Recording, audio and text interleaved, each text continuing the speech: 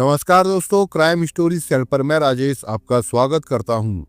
दोस्तों, आज मैं आपको अपराध की जिस पहली वारदात के बारे में बताने जा रहा हूं, वो वारदात ग्वालियर मध्य प्रदेश में हुई थी। तो चलिए दोस्तों, जानते हैं इस वारदात के बारे में। ये घटना मध्य प्रदेश के ग्वालियर जिले की है। घाटी गांव ग्वालियर के सर्राफा बाजार में कमल किशोर की नयन ज्योति ज्वेलर्स के नाम से ज्वेलरी शॉप है। कमल किशोर ग्वालियर के लश्कर क्षेत्र में रहते हैं। 10 अक्टूबर को कमल के चाचा विष्णु सोनी का उसके पास फोन आया। चाचा ने बताया कि देविका इनकम टैक्स विभाग में अधिकारी बन गई है। इतना ही नहीं, देविका ने अपने फुफेरे भाई आदित्य को भी इनकम टैक्स में अच्छी नौकरी लगवा दी है। चचेरी बहन देविका और आदित्य के इनकम टैक्स विभाग में अफसर बनने पर कमल किशोर बहुत खुश हुए। देविका विष्णु सोनी की इकलौती बेटी थी।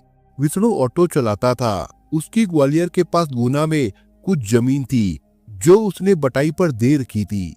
देविका ने ग्वालियर के ही रहने वाले अपने जिस फुफेरे भाई आदित्य को विभाग में नौकरी पर लगवाया था, वो सरकारी नौकरी पाने के लिए बहुत परेशान था। उच्च शिक्षा हासिल करने के बाद भी जब उसे सरकारी नौकरी नहीं मिली तो उसने दूध की डेयरी खोल ली थी। इसके साथ ही विष्णु सोनी ने कमल किशोर को जो बात बताई वो चौंकाने वाली थी। विष्णु ने बताया कि देविका बता रही थी कि इनकम टैक्स विभाग तुम्हारे ज्वेलरी शोरूम पर रेड की तैयारी कर रही है। इस बारे में चाहो तो देविका से बात कर लेना। इसके बाद कमल किशोर ने देविका और फुफेरे भाई आदित्य से बात की। इस पर देविका और आदित्य ने कहा कि बात तो सही है, आपके शोरूम पर रेड का आदेश आने वाला है। देविका ने कमल को बताया कि अगर ऐसा होता है तो वो उन्हें बचाने की पूरी कोशिश करेगी। रेड की सूचना की पुष्टि हो जाने पर कमल किशोर की चिंता बढ़ गई। वैसे कमल किशोर का बही खाता हिसाब किताब सही था, फिर भी उसने हिसाब किताब बारीकी से सही करने की कवायद शुरू कर दी। लेकिन इसके पहले ही 21 अक्टूबर की दोपहर में उसकी चचेरी बहन देविका और भाई आदित्य सोनी 5 व्यक्तियों की टीम को लेकर सर्राफा मार्केट स्थित उसकी ज्वेलरी शोरूम पर छापेमारी करने पहुंच गए। इस टीम ने बारीकी से ज्वेलरी खरीदने और बेचने के बिल चेक किए। 6 घंटे तक चली कार्रवाई में उन्होंने कमल के खातों में कई कमियां निकाल दी, जिसकी उन्होंने 18 लाख रुपए की पेनल्टी लगाई। कमल किशोर के सभी खाते लगभग सही थे, परंतु पेनल्टी की इतनी बड़ी राशि सुनकर वो चिंता में पड़ गया। ऐसे में देविका और आदित्य ने मदद के लिए आगे आकर 6 लाख रुपए में समझौता करने की बात कही। कमल किशोर के पास उस समय 60,000 रुपए थे। देविका ने 60,000 रुपए लेकर बाकी के 5,40,000 रुपए का अगले दिन इंतजाम करने को कहा। इसके बाद पूरी टीम वहां से चली गई। देविका के जाने के बाद कमल किशोर ने इस मामले पर गौर से सोचा तो उसे इनकम टैक्स विभाग का छापेमारी का ये तरीका कुछ समझ में नहीं आया। उसे ये भी शक होने लगा कि अगर देविका किसी तरह इनकम टैक्स अधिकारी बन भी गई तो ऐसा कैसे हो सकता है कि आदित्य को भी अपने विभाग में अफसर बनवा दे, क्योंकि सरकारी नौकरी पाने की भी एक प्रक्रिया होती है जो कई महीनों में पूरी होती है। फिर इतनी जल्दी आदित्य को नौकरी कैसे मिल गई? शक की दूसरी वजह यह भी थी कि अगले दिन से ही कमल किशोर के पास आदित्य और देविका के 5,40,000 रुपए जमा करने के लिए फोन आने लगे। इसके बारे में उसने कुछ व्यापारियों से बात की तो उन्हें भी छापेमारी की ये कार्रवाई संदिग्ध लगी। उन्होंने इसकी शिकायत पुलिस से करने की सलाह दी। इसके बाद कमल किशोर ने ग्वालियर के थाटीपुर थाने में जाकर टीआई प्रशांत यादव से मुलाकात की और उन्हें पूरी घटना के बारे में बताया। कमल किशोर की बात सुनकर टीआई भी समझ गए कि ये किसी ठग गिरोह की करतूत हो सकती है, इसलिए उन्होंने तत्काल इसकी जानकारी एसडीपीओ परवीन अस्थाना के अलावा एसपी नवीन भसीन को दे दी। अधिकारियों के निर्देश के अनुसार टीआई ने इस मामले की जांच शुरू कर दी। टीआई प्रशांत यादव ने देविका और आदित्य के मोबाइल नंबरों पर फोन लगाकर उन्हें थाने आने को कहा, लेकिन वो थाने नहीं आए। जवाब में देविका ने टीआई से कहा कि छापेमारी के सारे कागजात हमने एसपी ऑफिस और कलेक्टर ऑफिस में जमा कर दिए हैं, इसलिए वे थाने आकर बयान दर्ज करवाना जरूरी नहीं समझते।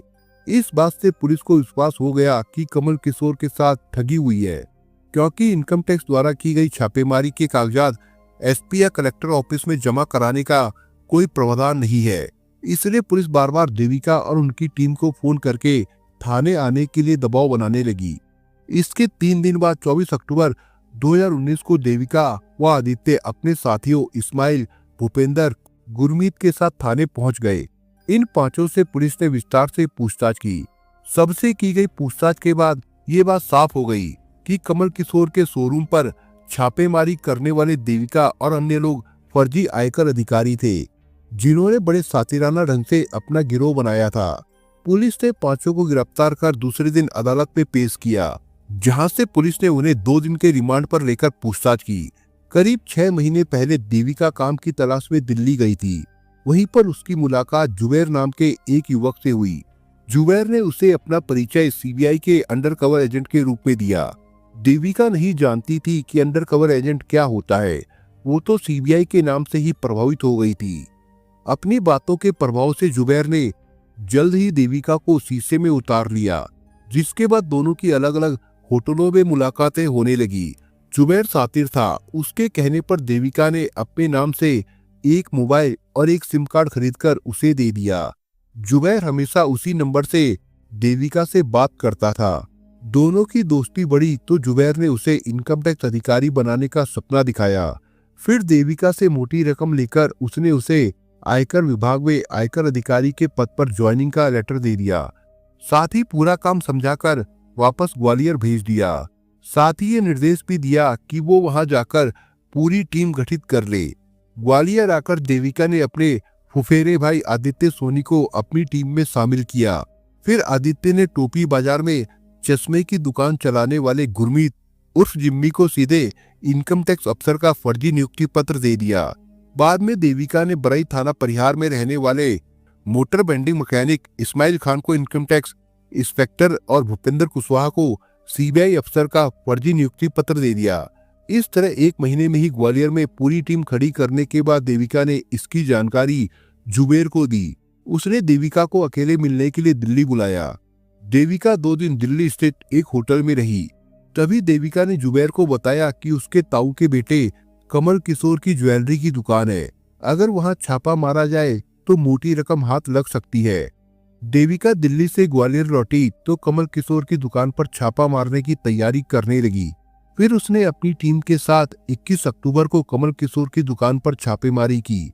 18 लाख की पेनल्टी का डर दिखाकर उसने कमल से 6 लाख में समझौता करके 60,000 रुपए ऐंठ लिए। इसके बाद वो कमल किशोर से 5,40,000 रुपए की मांग करती रही। जिम्मी के पास से पुलिस ने कमल किशोर से ठगे गए रुपयों में से 4,000 रुपए बरामद किए। जिम्मी ने बताया कि बाकी रुपए उन्होंने घूमने फिरने पर खर्च कर दिए थे। छापेमारी के बाद सभी लोग किराए की इनोवा लेकर दिल्ली गए थे, जहां वे पहाड़गंज के एक होटल में रुके। यहाँ एक दिन रुकने के बाद मथुरा गए और गिरिराज की परिक्रमा की। फिर वापस मोहना में देविका के घर गए। पुलिस ने आवश्यक कार्रवाई पूरी करने के बाद सभी को कोर्ट में पेश किया, जहां से सभी को जेल भेज दिया गया था। दोस्तों, दूसरी जो क्राइम की कहानी है वो है गोरखपुर उत्तर प्रदेश से। रामसराय यादव आकर ड्राइंग रूम में पड़े सोफे पर बैठे ही थे कि उनके मोबाइल फोन की घंटी बजी। फोन उठाकर देखा तो नंबर किसी खास का था, इसलिए फोन रिसीव करते हुए उनके चेहरे पर मुस्कान आ गई। दूसरी ओर से महिला की सहज गुली आवाज आई, तुम कब तक मेरे यहाँ पहुँच रहे हो? मैंने दोपहर को ही बता दिया था कि पैसों की व्यवस्था हो गई है। जानते ही हो समय कितना खराब चल रहा है। कहीं से चोर उचक्कों को हवा लग गई तो अनर्थ हो जाएगा। इसलिए एक बार फिर से कह रही हूँ कि आकर अपने पैसे ले लो। ठीक है, मैं थोड़ी देर में तुम्हारे यहाँ पहुँच रहा हूँ। ये कहकर रामसरे ने फोन काट दिया। फोन काटकर रामासरे उठा और अपने कमरे में जाकर अलमारी से एक डायरी निकालकर पत्नी आशा से बोला, गामा की पत्नी का फोन आया था, पैसे देने के लिए बुला रही है। मुझे लौटने में देर हो तो तुम लोग खाना खा लेना, मेरी राह मत देखना। अब तक उसके छोटे बेटे राकेश ने उसकी मोटरसाइकिल निकालकर बाहर खड़ी कर दी थी। डायरी उसने डिक्की में रखी और मोटरसाइकिल स्टार्ट करके चल पड़ा। उस समय शाम की यही कोई 6 बज रहे थे और तारीख थी 12 नवंबर 2013। उत्तर प्रदेश के जिला गोरखपुर की थाना कोतवाली शाहपुर के मोहल्ला नंदानगर दरगिहा के रहने वाले रामासराय यादव ब्याज पर रुपए देने का काम करते थे। इसी की कमाई से उन्होंने अपना आलीशान मकान बनवा रखा था, जिसमें वो पत्नी आशा, 2 बेटों दिनेश यादव उर्फ पहलवान और राकेश यादव के साथ रहते थे। उसने करीब 40 लाख रुपया जरूरतमंदों को 10 से 15% ब्याज पर दे रखा था। इसी ब्याज की कमाई से रामाश्रय ने करोड़ों रुपए का प्लॉट खरीदकर अपना ये आलीशान मकान तो बनाया ही था, एक फार्म हाउस भी बनवा रखा था। उसका मकान और फार्म हाउस आमने सामने थे। फार्म हाउस में उसने भैंसें पाल रखी थी, जिनका दूध बेचकर भी वो मोटी कमाई कर रहा था। यही नहीं, कुसुमही में 20 बीघे जमीन भी खरीद रखी थी, जिस पर खेती करवाता था। इन सब के अलावा वो प्रॉपर्टी में भी पैसा लगाता था। एक तरह से वो बहुधंधी आदमी था। उसके इन कारोबारों में उसका छोटा बेटा राकेश उसकी मदद किया करता था। रामाश्रय यादव को घर से गए 2 घंटे से ज्यादा का समय हो गया और ना ही उसका फोन आया और ना ही वो आया, तो आशा को चिंता हुई। उसने राकेश से कहा, अपने पापा को फोन करके पूछो कि उन्हें आने में अभी कितनी देर और लगेगी, इस समय वो कहाँ है। राकेश ने रामाश्रय को फोन किया तो पता चला कि उसका फोन बंद है। ये बात उन्हें अजीब लगी, क्योंकि ऐसा कभी नहीं होता था। राकेश की समझ में ये बात नहीं आई तो माँ से कहकर वो अपनी मोटरसाइकिल से गामा यादव के घर के लिए निकल पड़ा। गामा के घर की दूरी 6 किलोमीटर के आसपास थी। वो अभिषेक नगर शिवपुर नहर कॉलोनी में रहता था। ये इलाका थाना कैंट के अंतर्गत आता था। गामा यादव तो नौकरी की वजह से बाहर रहता था। यहाँ उसकी पत्नी मंजू बच्चों के साथ रहती थी। मंजू से रामाश्रय के अच्छे संबंध थे, जिसकी वजह से वो अक्सर उसके यहाँ आता जाता रहता था। करीब 20 मिनट में राकेश मंजू के यहाँ पहुंच गया। उसने घंटी बजाई तो मंजू ने ही दरवाजा खोला। उतनी रात को अपने यहाँ राकेश को देखकर वो चौंकी। उसने कहा, आओ अंदर आओ, कहो क्या बात है। आपके यहाँ पापा आए थे, अभी तक लौटे नहीं, उनका फोन भी बंद है। वो तो मेरे यहाँ दोपहर में आए थे, पैसों का हिसाब किताब कर रहा था, लेकर तुरंत चले गए थे, मंजू ने कहा। मंजू के इस जवाब से राकेश हैरान रह गया, क्योंकि घर से निकलते समय उसके पापा ने इन्हीं के यहाँ आने की बात कही थी, जबकि ये कह रही थी कि पापा इसके यहाँ दोपहर में आए थे और हिसाब किताब के पैसे लेकर चले गए थे। वो क्या कहता, बिना कुछ कहे सुने ही बाहर से लौट आया। घर लौटकर उसने सारी बात माँ को बताई तो आशा का दिल घबराने लगा। माँ की हालत देखकर राकेश ने कहा, आप परेशान मत होइए, फोन करके अन्य परिचितों से पूछता हूँ, हो सकता है किसी के घर जाकर बैठ गए हो। बातचीत में उन्हें समय का ख्याल ही ना हो। राकेश से लगभग सभी जान पहचान वालों को फोन करके पिता के बारे में पूछ लिया, लेकिन कहीं से उसे कोई जानकारी नहीं मिली। अब तक काफी रात हो गई थी। उसकी समझ में नहीं आ रहा था कि इतनी रात गए वो कहाँ जाकर पिता को ढूंढे। किसी तरह रात बिताकर सुबह होते ही राकेश पिता को ढूंढने के लिए निकल पड़ा। सुबह भी वो सबसे पहले मंजू के घर ही गया। इस बार भी मंजू ने वही जवाब दिया जो रात को दिया था। इसके बाद वो पिता को जगह जगह ढूंढने लगा। शाम होते होते उसके किसी परिचित ने बताया कि थाना झंगा पुलिस ने नया बाजार स्थित मंदिर के पास से एक मोटरसाइकिल लावारिस हालत में खड़ी बरामद की है। जाकर देख लो, कहीं वो उसके पिता की ही तो नहीं है। अब तक राकेश के कुछ दोस्त भी उसकी मदद के लिए आ गए थे। वो अपने दोस्तों के साथ थाना झंगा जा पहुंचा। राकेश ने मोटरसाइकिल देखी तो वो वही थी जो पिछली शाम उसके पिता लेकर निकले थे। उसने डिक्की देखी तो उसमें वो डायरी नहीं थी जो उसके पिता उसमें रखकर ले गए थे। डायरी न पाकर उसे लगा कि उसके पापा के साथ अवश्य कोई अनहोनी हो चुकी है। अगले दिन 14 नवंबर 2013 की सुबह राकेश अपने दोस्तों के साथ थाना कोतवाली शाहपुर पहुंचा। कोतवाली प्रभारी उपेंद्र यादव को पूरी बात बताई तो कोतवाली प्रभारी ने उससे एक तहरीर लेकर रामाश्रय यादव के किडनैप का मुकदमा दर्ज करा दिया। मुकदमा दर्ज कराने के बाद कोतवाली प्रभारी उपेंद्र कुमार यादव ने रामाश्रय यादव का मोबाइल नंबर सर्विलांस पर लगवाने के साथ उसकी कॉल डिटेल निकलवा ली। कॉल डिटेल में अंतिम फोन अभिषेक नगर शिवपुर नहर कॉलोनी की रहने वाली मंजू यादव के मोबाइल से किया गया था। मंजू यादव के यहाँ जाने की बात कहकर ही वो घर से निकले थे। उसके बाद से ही उसका पता नहीं चल रहा था। मोबाइल भी बंद हो गया था। पुलिस को मंजू पर शक हुआ तो उसके मोबाइल फोन को सर्विलांस पर लगवा दिया, क्योंकि पुलिस को लग रहा था कि रामाश्रय के अपहरण में कहीं ना कहीं से उसका हाथ जरूर है। 2 दिनों तक उस नंबर पर ना तो किसी का फोन आया और ना ही उसने किसी को फोन किया। 17 नवंबर 2013 की सुबह मंजू ने अपने एक रिश्तेदार को फोन करके रामाश्रय यादव के बारे में कुछ इस तरह से बातें की जैसे उसके गायब होने के बारे में उसे जानकारी है। मामला एक संभ्रांत औरत से जुड़ा था, इसलिए पुलिस ने सारे साक्ष्य जुटाकर ही उस पर हाथ डालने का विचार किया। पुलिस की एक टीम बनाई गई जिसमें सिपाही राम विनय सिंह, संजय पांडे, राम कृपाल यादव, अजीत सिंह, महिला सिपाही पिंकी सिंह और इंदुबाला को शामिल किया गया। इस टीम का नेतृत्व कोतवाली प्रभारी उपेंद्र कुमार यादव कर रहे थे। गुप्त रूप से सारी जानकारी जुटाकर उपेंद्र कुमार ने रात को अपनी टीम के साथ मंजू के घर पर छापा मारा। घर पर उस समय मंजू और उसका बेटा सौरभ था। उतनी पुलिस देखकर मंजू डर गई। दरवाजा खुलते ही पुलिस घर में घुसकर तलाशी लेने लगी। पीछे के कमरे की तलाशी लेते समय पुलिस ने देखा कि कमरे का आधा फर्श इस तरह है जैसे गड्ढा खोदकर पाटा गया हो, जबकि बाकी का आधा हिस्सा लिपा हुआ था। दरअसल मकान का फर्श अभी बना नहीं था। एक सिपाही ने उस पर पैर मारा तो वो जमीन में धंस गया। संदेह हुआ तो पुलिस ने लोहे की सरिया का टुकड़ा उठाकर उसमें घुसेड़ा तो वो आसानी से घुसता चला गया। इसके बाद मंजू से पूछताछ की गई तो पहले वो इधर उधर की बातें करती रही, लेकिन जब पुलिस ने थोड़ी सख्ती की तो उसने अपना अपराध स्वीकार करते हुए पुलिस को बताया कि रामाश्रय यादव की हत्या करके उसी के शव को यहाँ पर गाड़ा गया है।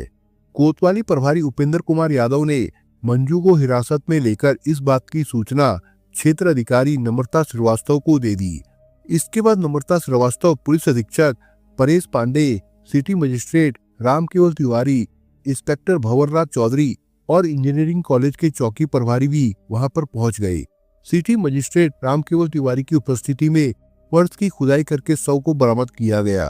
पुलिस ने मृतक रामाश्रय के बेटे राकेश को फोन करके बुलवा लिया था। शव देखते ही वो बिलक बिलक कर रोने लगा था। शव की शिनाख्त हो ही गई थी। पुलिस ने अपनी औपचारिक कार्रवाई निपटाने के बाद में शव को पोस्टमार्टम के लिए मेडिकल कॉलेज भिजवा दिया। मंजू यादव को हिरासत में लेकर पुलिस थाने ले आई। थाने में एसपी परेश पांडे और क्षेत्र अधिकारी नम्रता श्रीवास्तव की उपस्थिति में उससे पूछताछ की गई। इस पूछताछ में मंजू ने रामाश्रय यादव की हत्या की जो कहानी सुनाई वो इस तरह से थी। 40 साल की मंजू यादव मूल रूप से गोरखपुर के थाना केंट के मोहल्ला अभिषेक नगर शिवपुर की नहर कॉलोनी की रहने वाली थी। उसके परिवार में पति गामा यादव और 2 बेटे सूरज कुमार तथा सौरभ कुमार थे। करीब 5 साल पहले गामा यादव रिटायर हुए तो उन्हें झारखंड के बोकारो में नौकरी मिल गई। वो वहां अकेले ही रहते थे। उनकी पत्नी मंजू गोरखपुर में रहकर दोनों बच्चों को पढ़ा रही थी। अभिषेक नगर में रहने से पहले गामा यादव का परिवार नंदा नगर दरगिया में किराए के मकान पर रहता था। वहीं रहते हुए उनकी मुलाकात रामाश्रय यादव से हुई तो जल्द ही दोनों में दोस्ती हो गई। धीरे धीरे ये दोस्ती इतनी गहरी हो गई कि दोनों परिवारों का एक दूसरे के यहाँ खूब आना जाना हो गया। रामाश्रय यादव की शादी तो हो ही गई थी। वो 2 बेटों का बाप भी बन गया था, जबकि गामा यादव की नई नई शादी हुई थी। ये लगभग 20-25 साल पहले की बात है। गामा यादव के ड्यूटी पर जाने के बाद घर में मंजू यादव ही रह जाती थी। ऐसे में कभी कभार घूमते फिरते रामाश्रय उसके घर पहुंच जाता तो घंटों तक उससे बातें करता रहता था। बातें करते करते ही उसके मन में दोस्त की बीवी के प्रति आकर्षण पैदा होने लगा। मंजू 2 बेटों सूरज और सौरभ की मां बन गई थी। 2 बेटों के जन्म के बाद उसके शरीर में जो निखार आया वो रामाश्रय को और बेचैन करने लगा। मंजू के आकर्षण में बंधा वो जब तक उसके घर पहुंचने लगा, लेकिन अब वो उसके घर खाली हाथ नहीं जाता था। बच्चों के बहाने वो कुछ न कुछ लेकर जाता था। मंजू और उसके बीच में हंसी ठिठोली होती ही थी। इसी बहाने वो उससे अश्लील मजाक भी करते हुए शारीरिक छेड़छाड़ भी करने लगा। मंजू ने कभी विरोध नहीं किया, इसलिए उसकी हिम्मत बढ़ गई और फिर एक दिन उसने उसे अपनी बाहों में भर लिया। ऐसे में ना तो रामाश्रय ने घर परिवार की चिंता की और ना मंजू ने। उन्होंने ये भी नहीं सोचा कि जब इस बारे में घर वालों को पता चलेगा तो इसका परिणाम क्या होगा। दोनों ही किसी तरह की परवाह किए बगैर एक हो गए।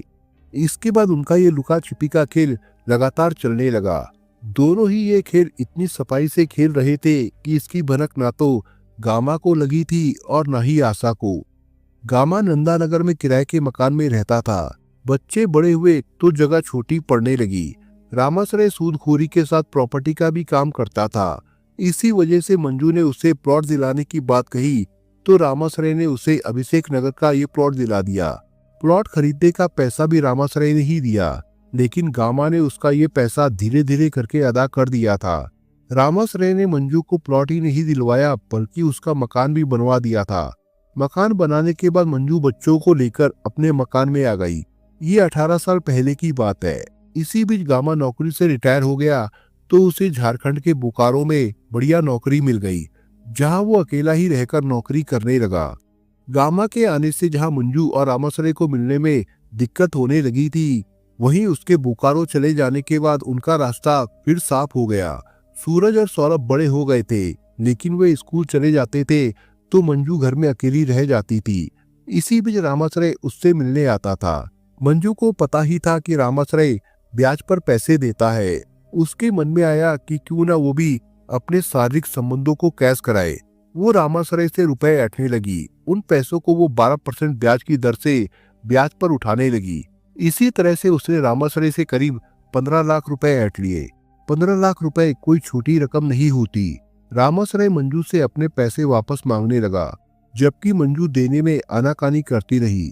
रामाश्रय को लगा कि उसके पैसे डूबने वाले हैं, तो उसने थोड़ी सख्ती की। किसी तरह मंजू ने 10 लाख रुपए तो वापस कर दिए, लेकिन 5 लाख रुपए उसने दबा लिए। उसने ये भी कह दिया कि अब वो रुपए नहीं देगी। इसके बाद रामाश्रय ने उससे पैसे मांगने छोड़ दिए। 12 नवंबर 2013 की शाम 6 बजे मंजू ने फोन करके रामाश्रय को अपने घर बुलाया, क्योंकि उस समय वो घर में अकेली थी। उसके दोनों बेटे कहीं घूमने गए थे। घर से निकलते समय रामाश्रय ने पत्नी को बता दिया था कि वो मंजू के यहाँ हिसाब किताब करने जा रहा है। उसे लौटने में देर हो सकती है, इसलिए वो उसका इंतजार नहीं करेगी। जिस समय रामाश्रय मंजू के यहाँ पहुंचा, सौरभ आ चुका था। उसे देखकर दोनों अचकचा गए। तब रामाश्रय ने उसे बाहर भेजने के लिए कुछ रुपए देकर कोई सामान लाने को कहा। उसके जाते ही दोनों एक दूसरे की बाहों में समा गए। वो वासना की आग ठंडी कर ही रहे थे कि सूरज आ गया। दरवाजा अंदर से बंद था। उसने दरवाजे की झिर्री से झांका तो उसे अंदर से खुसर पुसर की आवाज आती सुनाई दी। सूरज दीवार के सहारे छत पर चढ़ गया। सीढ़ियों से उतरकर वो कमरे में पहुंचा तो माँ को रामाश्रय के साथ आपत्तिजनक हालत में देखकर उसे गुस्सा आ गया। सूरज को देखकर मंजू हड़बड़ा कर उठी। वो कुछ करती उसके पहले ही सूरज ने गुस्से में फावड़ा उठाकर रामाश्रय के सिर पर वार कर दिया। एक ही वार में रामाश्रय का सिर फट गया और वो बिस्तर पर लुढ़क गया। मंजू डर गई। वो हड़बड़ाकर बिस्तर से नीचे कूद गई। तब तक सौरभ भी आ गया। वो भी छत के रास्ते नीचे आया था। रामाश्रय को खून में लथपथ देखकर वो बुरी तरह से डरकर रोने लगा। मंजू ने उसे डांटकर चुप कराया। जो होना था सो हो चुका था। तीनों डर गए कि अब उन्हें जेल जाना होगा। पुलिस से बचने के लिए मंजू ने बेटों के साथ मिलकर कमरे के अंदर गड्ढा कूदा और रामाश्रय के शव को उसी में दबा दिया। इसके बाद अपने एक रिश्तेदार की मदद से सूरज उसकी मोटरसाइकिल को थाना जंगाहा के अंतर्गत आने वाले नया बाजार के मंदिर के पास खड़ी कर आया। वहां से लौटकर वो उसी दिन पिता के पास बोकारो चला गया। पूछताछ के बाद पुलिस ने मंजू को अदालत में पेश किया, जहां से उसे जेल भेज दिया गया था। 21 नवंबर 2013 को पुलिस ने सूरज को हिरासत में लेकर बच्चों की अदालत में पेश किया, जहां से उसे बाल सुधार गृह में भेज दिया गया। इस मामले में मृतक के बेटे राकेश का कहना है कि उसके पिता के मंजू से अवैध संबंध बिल्कुल नहीं थे। पैसे लौटाने ना पड़े इसके लिए उसने उसके पिता की हत्या की है। यही नहीं, घटना वाले दिन उसके पिता के पास 2 लाख रुपए के चेक और 2 लाख रुपए नकद थे, वे भी गायब है। उनका मोबाइल भी नहीं मिला। फिलहाल मंजू की जमानत अभी नहीं हुई है, ना सूरज की। गामा यादव ने उनकी जमानत की कोशिश भी नहीं की। शायद उन्होंने बेटे और पत्नी को उनके किए की सजा भुगतने के लिए छोड़ दिया है। दोस्तों, आप अगर चैनल पर नए हो तो आप चैनल को सब्सक्राइब करने के साथ कमेंट बॉक्स में इस कहानी के बारे में अपने विचार जरूर लिखिएगा। मिलता हूँ एक नई कहानी के साथ। तब तक के लिए अपना ख्याल रखिएगा। धन्यवाद।